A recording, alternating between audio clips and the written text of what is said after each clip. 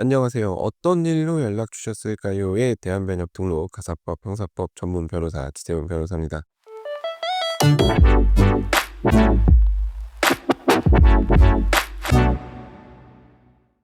예, 오늘은 이혼 상담을 하다 보면 많이 듣는 얘기 중 하나인 재산 분할 반반에 대해서 좀 얘기를 해 보려고 합니다.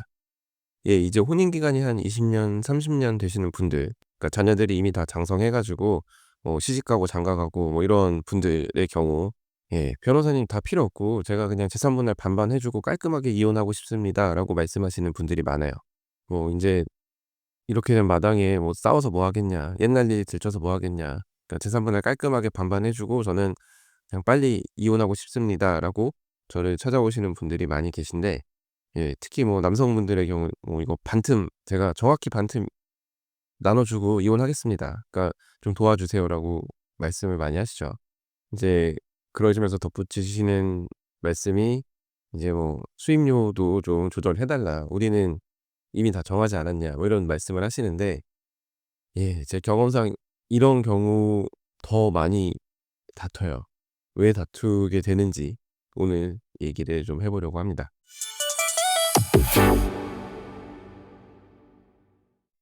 예. 재산 분할 반반이라고 하면 참 쉬워 보이죠. 그래서 이혼 준비하시는 분들이 많이들 '재산 절반 나누는 거 깔끔하네. 뭐 어렵지 않겠네.' 생각을 하고 변호사를 찾아오십니다.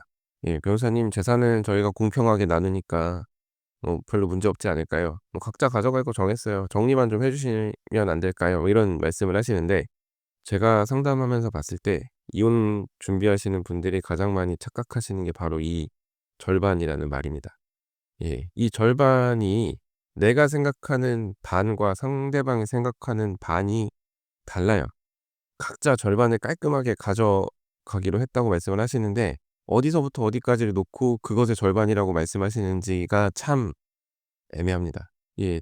또 이렇게 절반 말씀하시는 분들 얘기를 자세히 들어보면 재산이 참 많으세요. 재산이 많으시고 재산 종류도 다양하고, 근데 이제 그것의 절반을 나눈다고 하니까 이게 쉽지가 않은 거죠.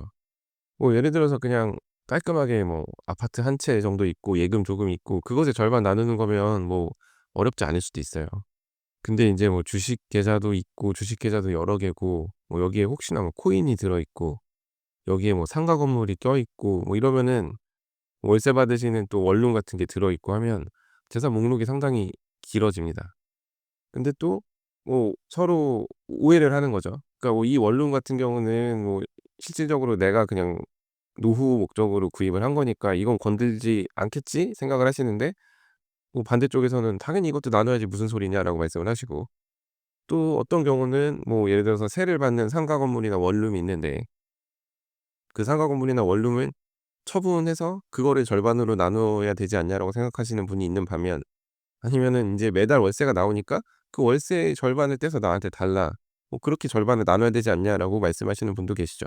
그러니까 이 반반이라는 개념이 실제로 좀 복잡합니다. 인제 뭐 결혼 생활 오래 하신 만큼 뭐 축적해 놓으신 재산도 많으시고, 그런데 그 종류도 다양하고, 예, 또 요즘은 노후 준비를 다 확실하게 하시는 분들이 많잖아요. 근데 이제 그 노후 준비된 것을 나눠야 되는데, 예, 이거 나누는 게 보통 일이 아닙니다. 예. 그리고 뭐 보험 같은 것도 많이 가입이 되어 있으시고, 이제 그 보험은 사실 뭐 내 명의로 가입을 했지만 이거 나중에 뭐 만기가 되면은 뭐 자녀한테 주려고 아니면 자녀 결혼할 때 보태려고 한 거다, 이런 식으로 말씀을 하시고, 뭐 집 같은 것도 그래요. 집 같은 것도 이거 나중에 우리 아들 장가 가면은 여기서 신혼생활 보내게 해 주려고 내가 이제 사둔 건데, 내가 인제 다 알아보고 사둔 건데 "이거를 나누자고 하냐? 난 이거는 안 된다." 이렇게 말씀하시는 분도 계시죠. 그리고 인제 또 상속받거나 증여받은 재산도 또 있으실 거고, 이제 그 상속 증여가 뭐 최근에 이루어졌거나 하면 이 부분에 대해서도 나눌지 말지 "이거는 내 거다. 이걸 왜 너한테 나눠 주냐." 이런 식으로 생각하시는 분들이 계시기 때문에 이 반틈, 절반, 이런 것이 재산 분할에서 정말 간단한 것은 아니에요. 또 여기에 더해서 생각을 해 볼까요? 연금도 있죠.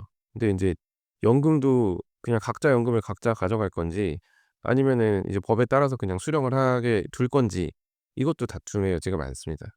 예. 이혼 조정할 때 보면 보통 인제 원고와 피고는 서로 상대방의 연금, 뭐 국민연금, 공무원연금, 노령연금, 연금 일체에 대해서 분할연금 청구권을 모두 포기한다.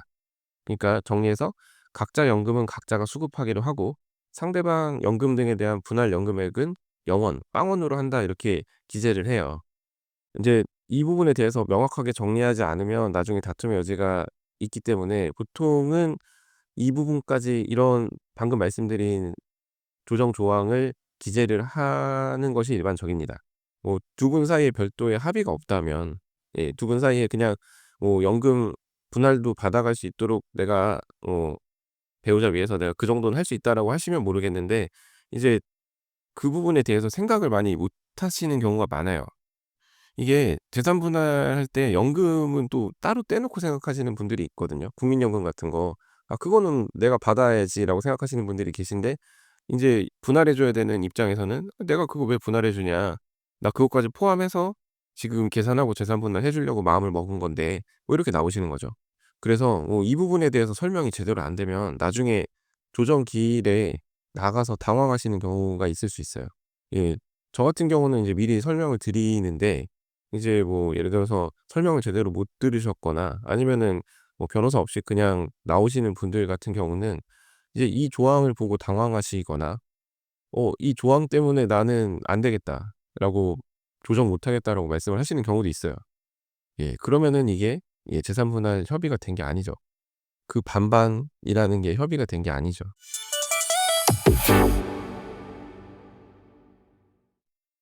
자 또 얘기해 볼까요? 이제는 뭐 예를 들어서 지금은 적극 재산만 얘기했지만 소극 재산, 채무에 대해서도 반반 나눌지 서로 생각이 다른 경우가 많습니다. 그러니까 어떤 분들 보면 그 적극 재산은 반반 나눠야 되는데 소극 재산 같은 경우 채무는 본인 명의로 돼 있으니까 그냥 본인이 가져가야 되는 거 아니냐라고 말씀을 하세요. 이제 근데 원칙적으로는 채무도 반반 나누는 게 맞죠. 그러니까 이혼 재산 분할이 어떻게 되는지 말씀을 드리면 본인이랑 상대방이 가지고 있는 적극 재산을 모두 더해서 인제 여기서 인제 채무를 빼고 그 나머지를 가지고 나누는 거예요, 기여도에 따라서. 그래서 인제 그 기여도에 따라서 산정된 금액보다 본인이 더 가지고 있으면 상대방에게 줘야 되는 거고 만약에 인제 채무 같은 거가 본인 명의로 되어 있어 가지고 상대방보다 인제 가지고 있는 돈이 적다라고 하면 상대방한테서 돈을 받아야 되는 거죠. 근데 이제 이런 거를 생각을 못 하시고 채무는 본인 명의로 돼 있으니까 다 본인이 가져가는 게 맞고 '나는 적극 재산만 취하겠다.'라고 생각하시는 분들이 계신데 예 이거는 잘못된 생각입니다. 그러니까 그 부분에 대해서도 또 제대로 뭔가 알아보지 못하고 서로 얘기를 깊게 나눴다면 막판에 또 다 엎어지는 경우가 발생할 수 있어요. 또 한 가지는 인제 법인 같은 경우 예. 이제 법인 같은 경우도 재산 분할 받으려는 쪽은 이것도 다 재산에 포함돼야 된다고 주장을 하시고 이제 법인을 실질적으로 거의 뭐 1인 회사인 경우 그런데 법인을 보유하고 계신 분의 경우는 이거는 나랑 별개다."라고 말씀을 하시죠. 그러면 또 이거를 재산 분할 대상에 넣을지 말지 가지고 많이들 싸우시죠.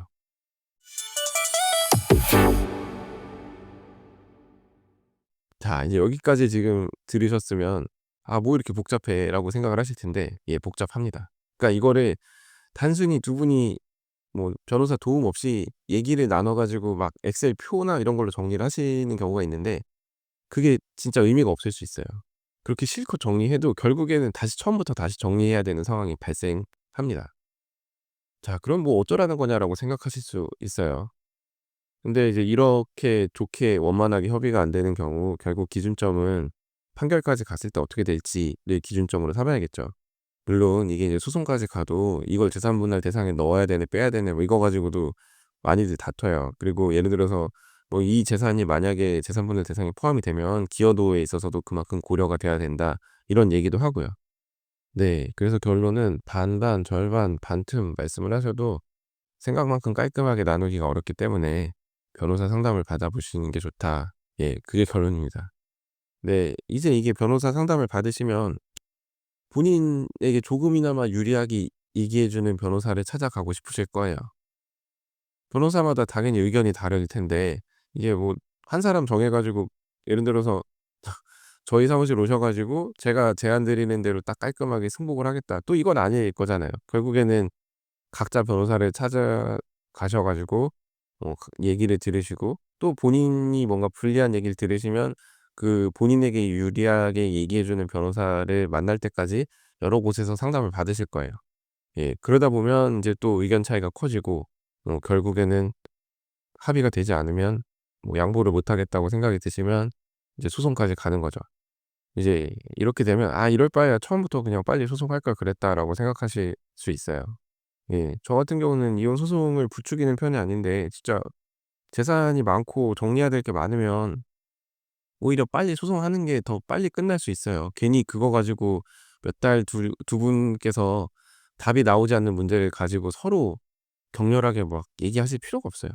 그냥 깔끔하게 서로 변호사 선임해서 그냥 변호사끼리 다투게 두시는 게 나아요. 그리고 어차피 판결이 나면 승복하기도, 그러니까 받아들이기도 오히려 낫거든요. 억울한 마음이 오히려 덜할 수도 있어요. '내가 괜히 양보를 했네.' 이런 생각을 안 하실 수 있거든요.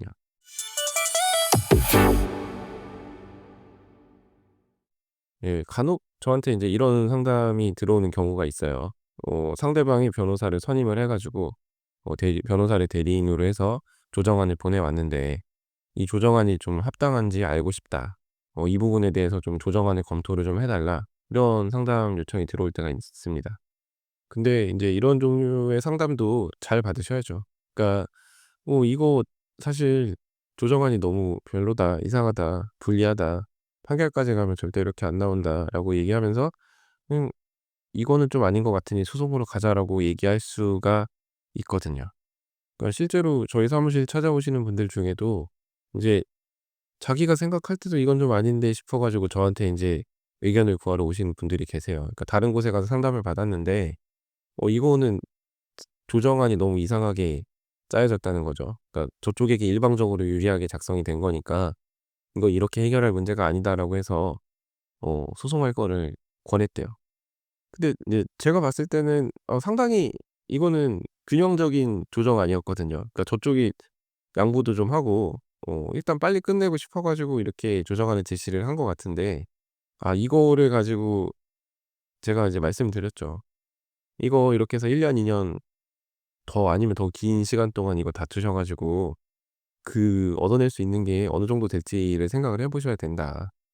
예. 저 같은 경우는 조정안 검토 비용을 별도로 받고 있는 만큼 솔직하게 말씀을 드려요. "별로면 별로다." 아니면은 그냥 "좀 빨리 저쪽 변호사 사무실 가서 그냥 사인하고 빨리 끝내셔라." 뭐 이렇게 말씀을 드리거든요. 이게 그렇잖아요. 제가 잘 말씀드리면은 두 분이 좋게 좋게 빨리 끝낼 수 있는데, 이거 수임하겠다고 괜히 부추길 필요가 없잖아요. 예. 괜히 제가 제 욕심에 다른 분들 인생을 막 몇 년을 허비하게 만들 수는 없는 거니까요. 예. 근데 이제 뭐 이렇게 제 진심이 모든 분들한테 통하지는 않죠. 예. 그러니까 뭐 제 얘기 듣고 "좋게 좋게 잘 해결했습니다. 감사합니다."라고 얘기를 해 주시는 분들도 계시지만, 또 뭐 연락이 없으신 분들은 모르겠어요. 본인이 듣고 싶은 얘기를 해준 그 사무실에 가서 사건을 맡기셔서 원하는 결과를 받으셨는지, 아니면은 이제 뒤늦게 '아 그때 그 변호사가 한 얘기 들을 걸 그랬다.'라고 후회를 하고 계실지.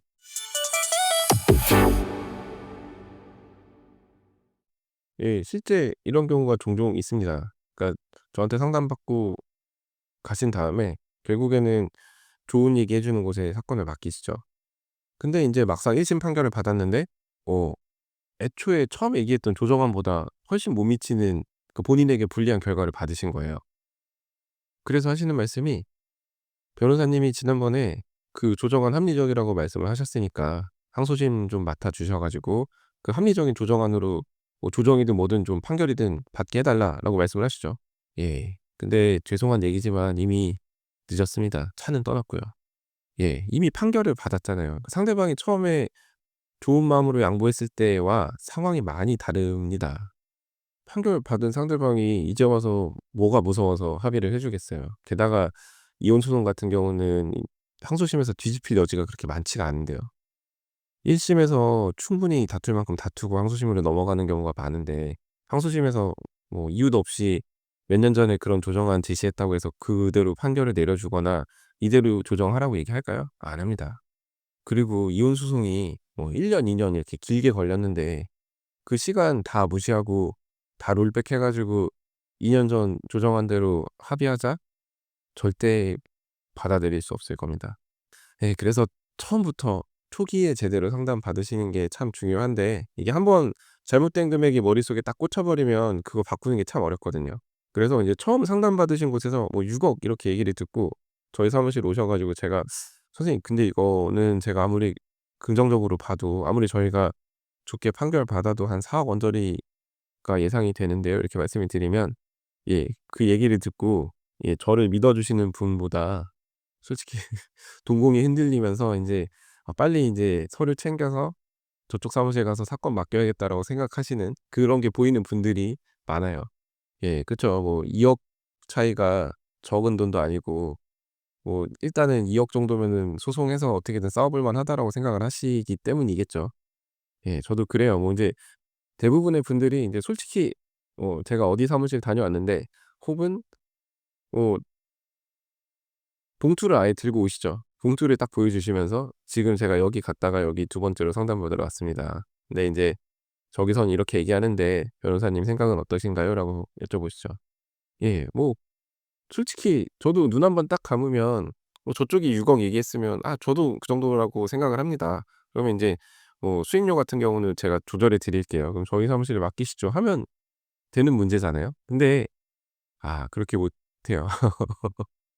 그 말이 나오지 않아요. 예. 양심상.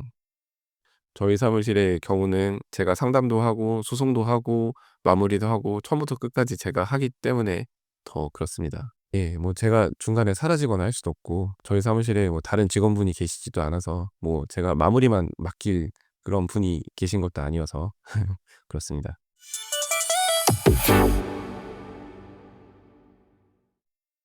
네. 뭐 반반 얘기하다가 어떻게 얘기가 여기까지 흘러왔는지 모르겠는데요.